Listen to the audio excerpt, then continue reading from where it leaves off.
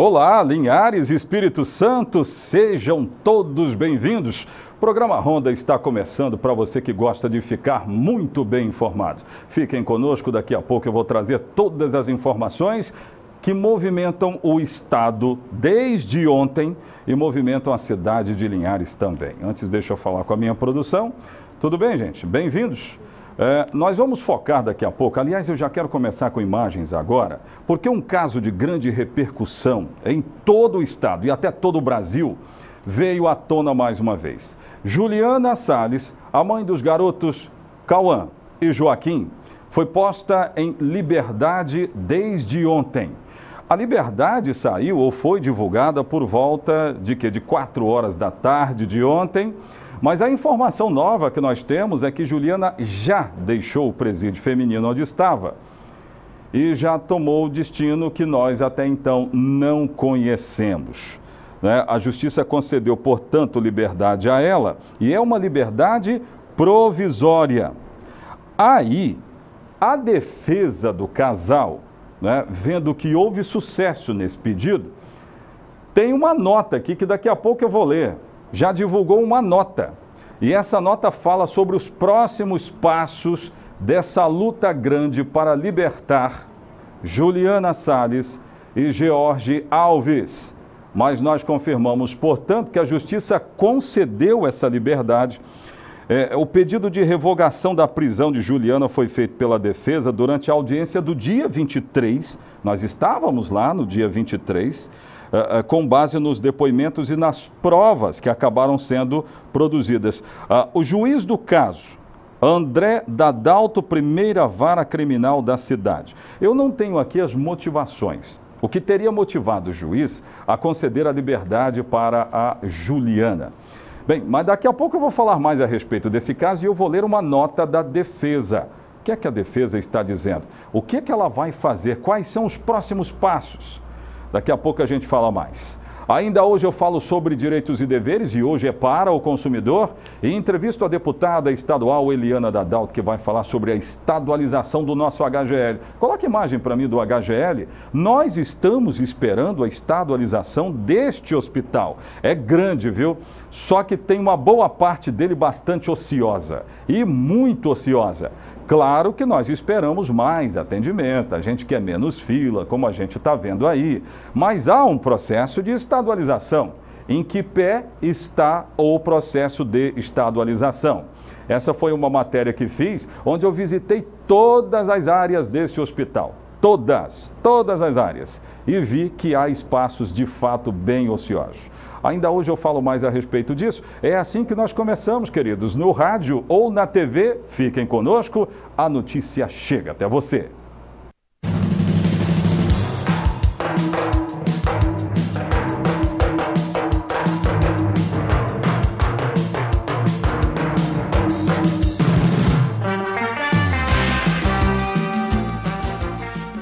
Nos acompanhe nas redes sociais, nós estamos ao vivo no Facebook, estamos aí? Estamos ao vivo no Facebook, para você que está no Face nos acompanhando, muito obrigado pelo carinho de vocês. Tá legal? Vamos falar de novo do caso da soltura de Juliana Salles, a esposa de George Alves. Você deve se lembrar do caso. Em abril passado, nós registramos aqui uma tragédia, uma verdadeira tragédia. Madrugada do dia 21 de abril, os garotos Cauã e Joaquim, esses dois anjinhos que apareceram aí, foram mortos, eles amanheceram mortos. A versão contada por George Alves é que eles morreram carbonizados, não deu tempo de salvá-los e aquela história que todos já sabem, esse é o local. Esse é o local onde acontece tudo. Bem, de lá para cá, investigações, laudos, corpo de bombeiros, muita coisa acabou sendo divulgada, o que culminou na prisão, tanto de George Alves como de Juliana Salles. E aí as coisas seguem, As coisas seguem. George ainda está preso, mas hoje a gente começa o programa afirmando que Juliana foi posta em liberdade. Uma decisão tomada na primeira vara criminal de Linhares colocou Juliana em liberdade. Daqui a pouco eu vou falar sobre os motivos que poderiam levar à soltura da Juliana. Eu vou falar sobre isso. Mas, produção, eu tenho uma nota, enquanto a gente vai mostrando outras imagens, e eu gostaria que recuperassem imagens da audiência que aconteceu aqui, porque foi lá que a defesa apresentou uma defesa, obviamente, pela liberdade da Juliana, e o que acabou sendo aceito, né? Agora, nós não temos aqui o que levou de fato, na sua totalidade, o juiz do caso para conceder a prisão. Mas há indícios. Daqui a pouco eu vou lembrar disso aí. E olha que eu ainda não sou advogado, hein? Mas, eu vou ler aqui uma nota. Tem uma nota da defesa da Juliana, que já foi divulgada para toda a imprensa. Toda a imprensa já tomou conhecimento dessa nota que está divulgada. Coloca mais imagens enquanto eu leio essa nota aqui.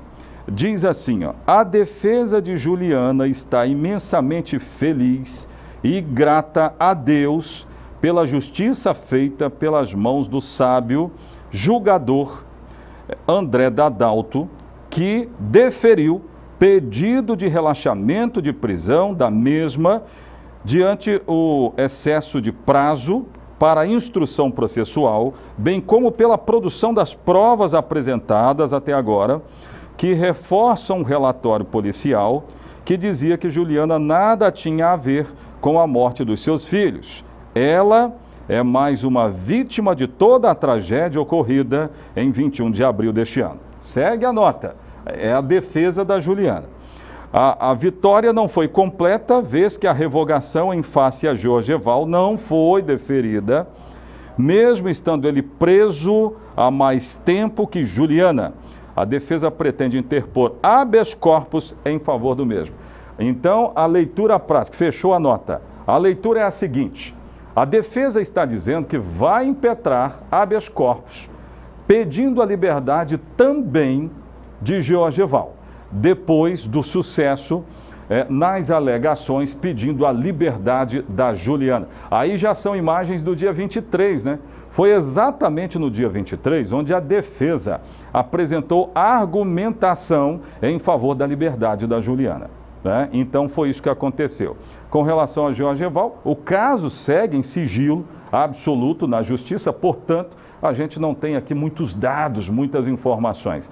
Mas vamos lembrar que foi no dia 23 onde tudo aconteceu. Agora, há muito tempo atrás, eu já disse aqui, que teve uma decisão tomada pelo STF, o Supremo Tribunal Federal, dizendo o seguinte, eu vou resumir: as mulheres que estão presas e que têm filhos menores de 12 anos, com idade até 12 anos, elas teriam direito à liberdade para quê? Para cuidar dessas crianças. Seria talvez uma das motivações, nós aqui não sabemos oficialmente, mas isso poderia levar à liberdade dela.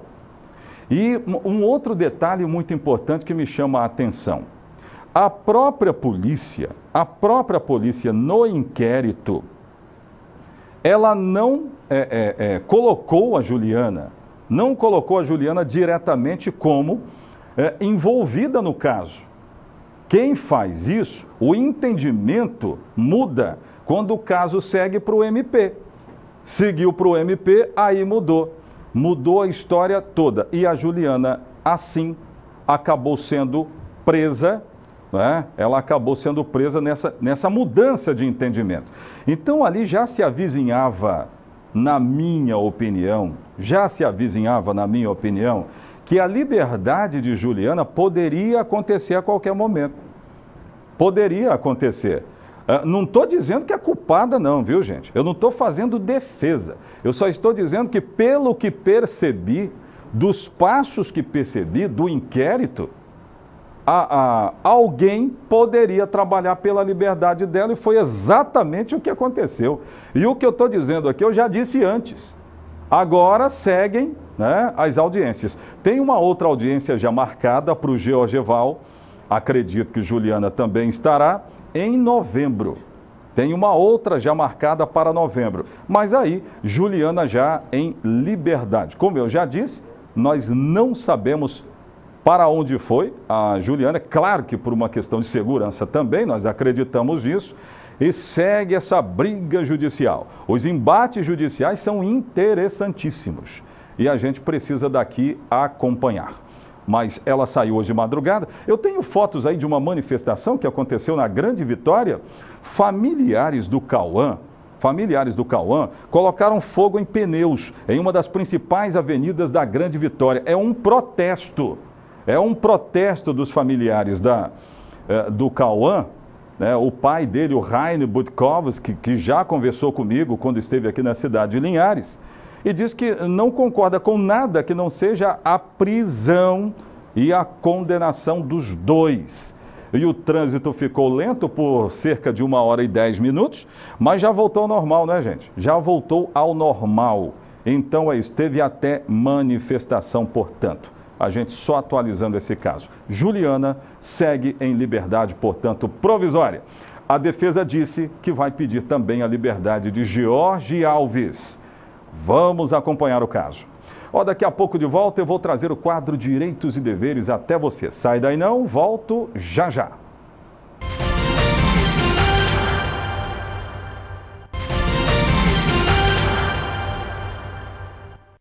E olha só quem está me visitando. Toda quinta-feira a gente conversa com uma advogada, com um advogado. Nós temos um leque aqui bem grande na cidade de Linhares. Me visita a doutora Arleide Souza. Tudo bem? Bem-vinda ao programa Ronda. Obrigada. Hoje nós vamos falar sobre direitos e deveres. É bem legal falar sobre direitos e deveres, né? As pessoas têm direitos e deveres. Com certeza. Então a gente precisa informar. Produção, coloca as imagens para mim lá. Eu vou falar sobre essas maquininhas aqui, ó. Coloca a imagem para mim. Você vai em estabelecimentos comerciais e, obviamente, você vê muito essas maquininhas. A senhora faz compra, né, nesses estabelecimentos Muitas. assim, que tem essas maquininhas? Pois é. Com frequência. Aí é que está a grande dúvida, talvez, da nossa população, do que é direito e o que é dever. Por exemplo, olha uma pergunta que foi mandada aqui para mim por um telespectador. Os estabelecimentos costumam cobrar um determinado valor para comandas perdidas. O consumidor é obrigado a pagar isso? Uma das perguntas que a gente vai responder. Doutora, responde essa aí pra gente. É obrigado a pagar? Vamos lá. Essa prática dos estabelecimentos é uma prática abusiva. Ah, é abusivo? Claro, tendo em vista que é o estabelecimento que tem que fazer o controle das suas vendas. Olha. E não o cliente. Caso o cliente venha perder essa comanda, o que acontece? Ele tem o direito de pagar o valor que ele declarar que consumiu. Então é abusivo. Abusivo, tem que não ter é muito legal cuidado. isso aí. Isso aí. Gente, olha só que isso. Eu vou fazer mais perguntas da comunidade aqui, aproveitando a doutora Arleide de Souza. E tem a ver, inclusive, com as maquininhas dos cartões, né? Olha só o que me mandaram aqui. Alguns estabelecimentos usam cartão digital para controle dos pedidos ao invés da comanda em papel. Aí, dessa maneira, o cliente não consegue visualizar o que pediu. É verdade isso. Eu acho que o consumidor tem razão. Na hora do pagamento, ele pode ser surpreendido, inclusive, com produtos que não foram consumidos. E aí, como é que eu vou agir nesse negócio? Eu não tenho a lista. O que eu vou fazer? Eu posso me recusar? O que eu faço? Não há vedação para comanda em cartão. Ah, não há? Fica claro que não há. O que acontece? A comanda em cartão tem a mesma finalidade da comanda em papel, que é o quê? Registrar o que é consumido pelo consumidor, pelo cliente.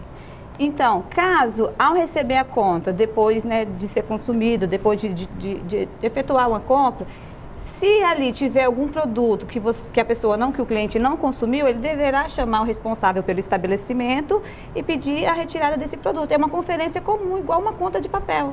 Muito bem. Gente, eu estou fazendo a entrevista aqui, estou me colocando na situação, que eu já passei por várias dessas aí. Várias dessas. Então, fique ligado que é muito importante. Agora, ó, tem locais, gente, que não aceita cartão, somente o dinheiro. Isso é legal? Se você tem o cartão, inclusive a conta pode sair até mais, né? Porque você pode pagar até um pouco mais. Mas é legal, olha, não receba em cartão, só receba em dinheiro. Pode isso? Nos estabelecimentos é obrigatório o uso da moeda corrente nacional. Obrigatório. É obrigatório. O cara não pode chegar também com dólar, né? Isso. Chegou lá com dólar. É moeda nacional, corrente nacional. Cartão, cheque, fica facultativo ao estabelecimento, ele aceitar ou não. Como hoje em dia é muito comum as pessoas estar utilizando o cartão de crédito, então é de bom tom o estabelecimento aceitar. Caso ele não venha aceitar, ele informe ao consumidor, o cliente. Tem que estar informado direitinho, né? Tudo tem que ser claro, informado. Ele vai informar o consumidor, o cliente, que não aceita esse tipo de pagamento, cartão ou cheque, e ficando claro assim, não tem problema. Mas o estabelecimento não é obrigado a aceitar cartão e cheque, não. Muito obrigatório bem. mesmo é moeda corrente nacional. Você está vendo aí? Tem muita coisa que a gente não sabia, né, produção? Fiquem ligados. Eu vou fazer mais uma aqui que chegou de um telespectador. Quando o estabelecimento não tem dinheiro para pagar o troco. Ih, rapaz, esse negócio de troco. Eu já recebi tanta bala de troco que se eu fosse juntar as balas seria até moeda corrente. Mas vamos lá, a pergunta é a seguinte: como é que deve ser feito o pagamento? O cara me diz assim, eu não tenho dinheiro para te dar o troco. Aceita uma bala? Não. E agora? Não, realmente não. O que acontece? Quando o estabelecimento não tem o troco, a quantidade disponível para dar o troco ao cliente, ele tem que diminuir o valor da conta, arredondar até chegar a um valor que ele possa dispor do troco integral. Peraí. Ele tem que reduzir o valor, então? Reduzir o valor. Então não é esse negócio, não, faltaram 10 centavos. Eu não tenho 10 centavos, então eu não tenho como te dar o troco, não tem essa, né? Vou te dar um chiclete, não pode dar um chiclete. Não pegue o chiclete, meu amigo, chega no valor. Chicletinho, bala, pode dar o intuito de venda casada. Isso é proibido pelo CDC, pelo Código de Defesa do Consumidor. Porque tudo tem uma marca também, o cara pode fazer um aí. esquema, né? Me dá seu chiclete que eu vou dar de troco aqui. Não pode. Isso aí também pode dar a entender enriquecimento ilícito do estabelecimento. Então ele não pode, ele tem que dar o troco integral, tem que ser integral. E aí se ele não tem, ele tem que reduzir. Reduzir o valor, até arredondar um valor que ele possa receber. Isso tem aí. a moeda ali para fazer. Gente, você está vendo, rapaz? Você está vendo como é que é o negócio? E por muitas vezes eu peguei a bala, o chiclete, o negócio, não vou pegar mais. Não pegue. Agora você já sabe. Gente, olha, muito legal falar com a doutora Arleide Souza. Para mim foi uma honra recebê-la aqui e ter dado essas informações tão importantes para a nossa comunidade. Muito obrigado. Estou sempre à disposição. Olha que legal, sempre à disposição. Daqui a pouco de volta eu vou conversar com a deputada estadual Eliana Dadalto. Nós vamos falar sobre estadualização do HGL. Eu volto daqui a pouco com essas informações.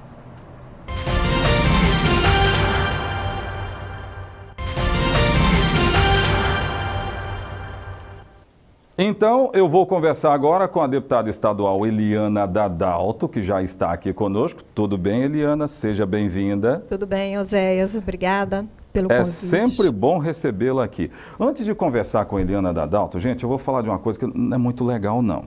Mas eu vou precisar falar. Não perca a conta. Soretama registrou um homicídio, 2, 3, 4, 5, 6. Agora me chega a informação, produção, do 7º homicídio lá em Soretama. Que coisa, hein? Negócio terrível. Eu já tenho informações desse homicídio que aconteceu lá em Soretama. A delegacia já está apurando. Um homem que estava na comunidade de Barro Roxo, esse aí, foi arrastado de dentro de casa e morto na varanda da casa dele. Rapaz, eu fico aqui me perguntando, o que leva o ser humano a ser tão maldoso assim? É muita maldade. Geomar da Conceição Santos, de 29 anos. Polícia agora está investigando. Até agora não há informações. Eu tenho informações aqui da perícia, dando conta de mais de 20 tiros nesse cidadão. Interior de Soretama. Polícia de Soretama, é necessário continuar interagindo com a comunidade. Tá bom, gente? Pode voltar aqui para mim. Eliana, eu quero saber mais de você sobre a estadualização do HGL. Recentemente eu vi uma visita da senhora ao secretário de Saúde do Estado, não é? Como é que foi? O que a senhora sentiu lá desse processo de estadualização?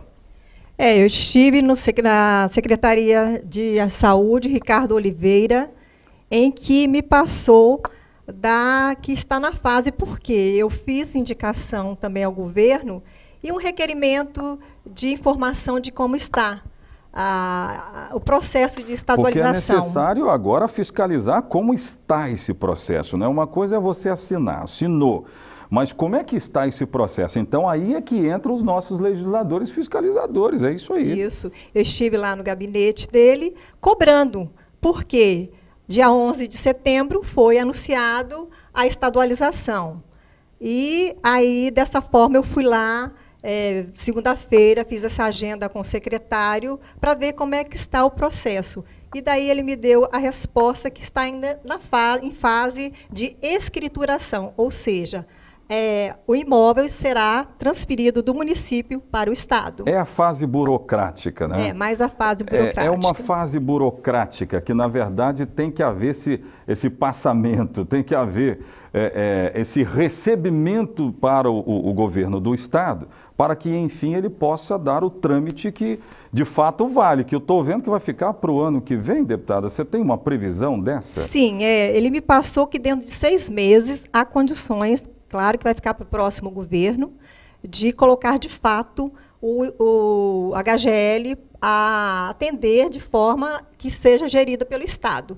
E aí eu vou continuar cobrando, sabe, Oséias? Eu, como cidadã, mesmo não estando, até o dia 31 de janeiro eu estarei no meu mandato, mas a partir daí eu vou, como cidadã linharense, vou continuar lutando para que, de fato, o hospital seja gerido pelo Estado, porque o município, passaram-se prefeitos e mais prefeitos, e o HGL está lá daquele jeito. Então, como eu, membro da Comissão da Saúde, verifiquei que a única forma de melhorar o atendimento no HGL é a estadualização.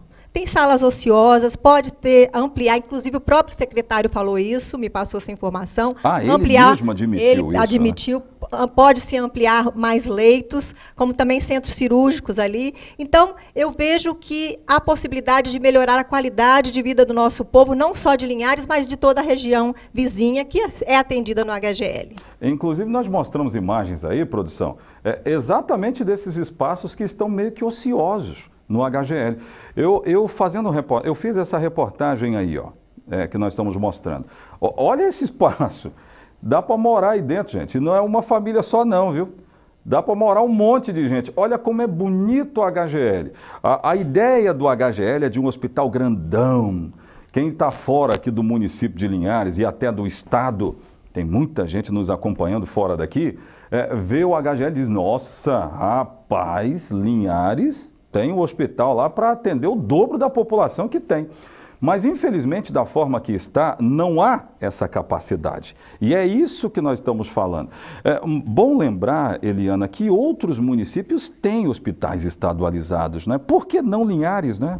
Eu visitei vários municípios como deputada e verifiquei que o único município que tem hospital municipal é Linhares. Então, daí que eu percebi a grande necessidade. Nós somos o 5º município em desenvolvimento econômico. E por que não ter um hospital do Estado? Por que não? O Estado não está presente na saúde. Então, essa é a minha grande bandeira que eu levanto e vou continuar, que eu levantei desde o início do meu mandato e vou continuar lutando, sabe, Oséias? O nosso povo não pode ficar mais nas filas, né, esperando ser atendidos. Eu vi o movimento que foi feito aqui e, imediatamente, passei para o governador a situação, como é que as mãezinhas fechando as ruas, justamente por falta de atendimento, e aí eu mandei todos esses vídeos para o governador, para que ele tivesse a sensibilidade de se pensar em estadualizar o HGL. Graças a Deus nós temos essa notícia, mas nós temos que buscar sempre, lutar sempre para que realmente, tem que continuar fiscalizando. De fato, o HGL seja estadualizado. Muito bem. Gente, eu quero finalizar essa entrevista aqui com a deputada estadual Eliana Dadalto, dizendo o seguinte, o Ronda sempre tem trazido aqui os personagens que nos representam, seja no Legislativo, seja no Executivo, a gente sempre traz aqui. Por quê? Porque fiscalizar é uma arte e a gente precisa cobrar que essa arte seja de fato executada. E a gente viu isso por várias vezes na deputada estadual Eliana Dadalto. Eliana, obrigado por ter vindo mais uma vez, ter se colocado à disposição do programa Ronda. Obrigado. Eu que agradeço, Oséias, e quero aproveitar a oportunidade, agradecer todos os capixabas que depositaram a confiança em mim, me dando 13.568 votos. Fui bem votada, mas infelizmente, devido à coligação, né, não conseguimos, mas fiquei como primeira suplente. E fico muito satisfeita, quero agradecer de coração todos os capixabas que viram em mim uma mulher que sempre luta pela população capixaba. Isso Obrigada. é muito bom, muito legal. Gente, o programa Ronda fica por aqui. Obrigado pelo carinho da sua audiência. Nós voltaremos amanhã. Estaremos aqui esperando por você. Até amanhã. Tchau, tchau.